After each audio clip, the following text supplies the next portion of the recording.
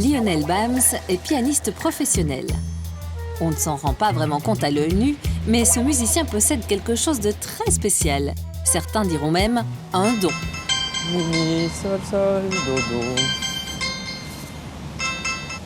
Et voilà, là vous avez entendu une sonnerie de téléphone, moi j'ai entendu les notes. Ben voilà, c'est pareil pour ce klaxon, là j'entends un do. Quand j'entends un son, en fait, le nom de la note m'apparaît immédiatement. L'autre jour, par exemple, je me baladais, j'ai ouvert mon parapluie et je me suis rendu compte, en le cognant un peu par hasard, qu'il faisait une note de musique, que cette note c'était un fa. Lionel a ce qu'on appelle l'oreille absolue. Il est capable d'associer immédiatement et sans effort un son à une note. J'avais 10 ans quand je me suis rendu compte que j'avais l'oreille absolue. Je retrouvais très facilement les notes quand je les entendais et depuis ça continue.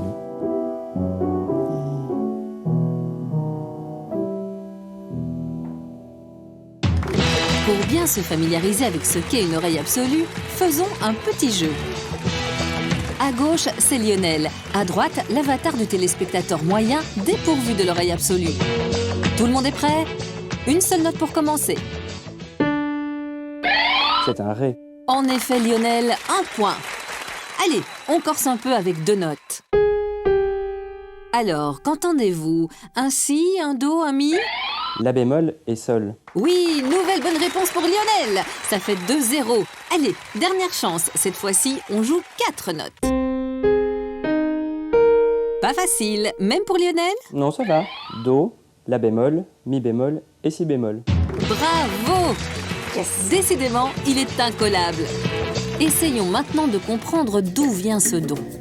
Contrairement à ce qu'on pourrait croire, l'oreille absolue n'est pas une question d'oreille. L'appareil auditif d'une personne qui a l'oreille absolue est identique à celui d'un kidam qui n'a pas l'oreille absolue, mais on a par contre remarqué des différences au niveau cérébral.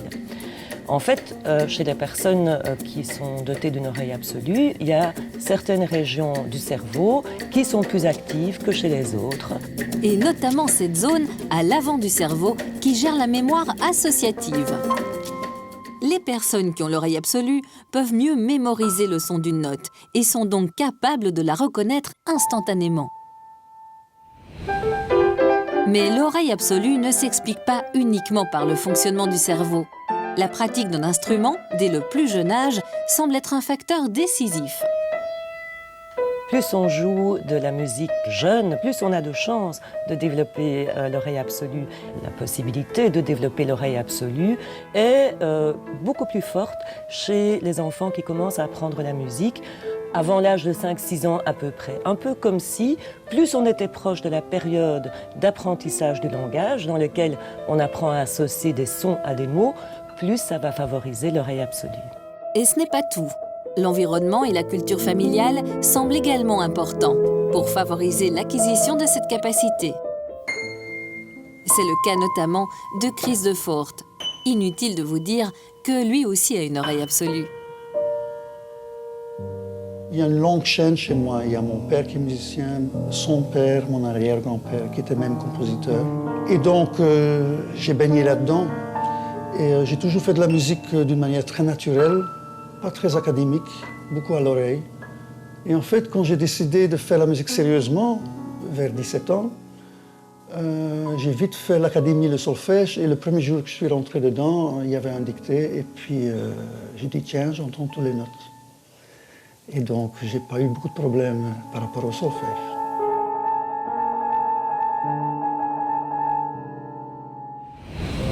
Et qu'en est-il alors des aspects héréditaires?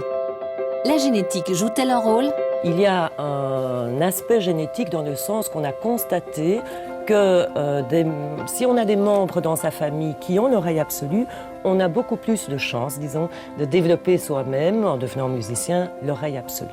On ne sait pas exactement comment ce don, disons, est transmis de génération en génération.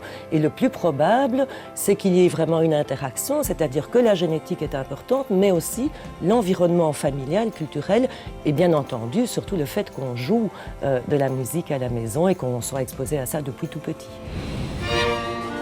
Si l'oreille absolue se révèle très utile pour les musiciens, elle n'a pas que des avantages.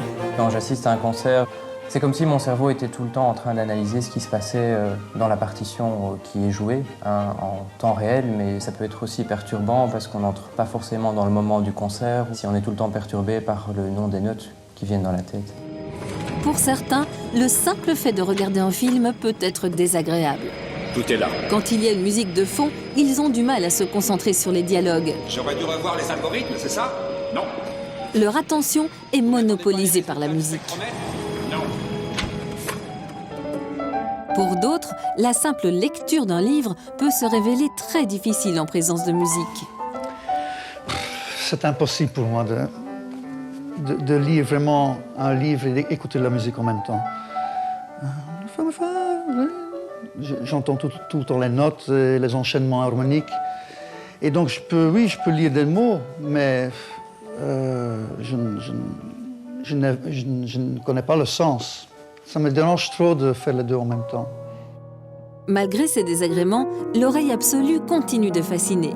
Mais soyez rassurés, on n'en a pas besoin pour jouer de la musique, y prendre du plaisir et même en faire son métier.